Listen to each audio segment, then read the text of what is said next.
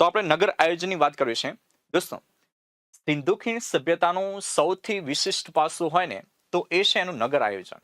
Okay, કારણ કે સમગ્ર જે સભ્યતા છે, આ જે સિંધુ ખીણ સભ્યતા, હડપ્પીય સભ્યતા, એ સમગ્ર સભ્યતામાં આ નગર આયોજન જે છે એ એક સમાન જોવા મળે છે.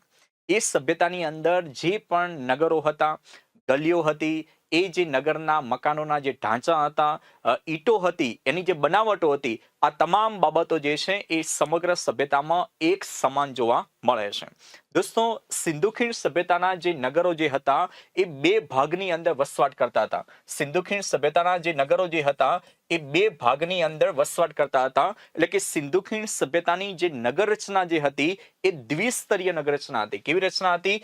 દ્વિસ્તરીય. તો આ બાબત પણ આપણે ધ્યાનમાં રાખીશું.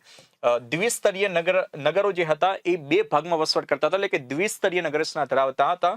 તો કયા બે ભાગ હતા નગરના? તો એક ભાગ જે હતો એ પશ્ચિમ ભાગ હતો અને નગરનો જે બીજો ભાગ જે હતો એ પૂર્વ ભાગ હતો.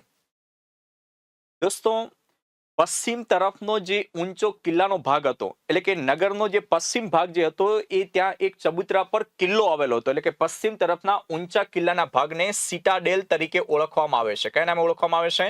સિટાડેલ. તો આ બાબત પણ આપણે ધ્યાનમાં રાખીશું. એટલે કે પશ્ચિમ તરફનો ઊંચો કિલ્લાનો જે ભાગ છે એને કયા નામે ઓળખવામાં આવે છે?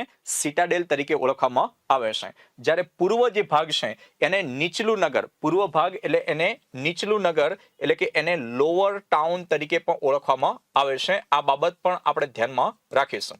ઓકે,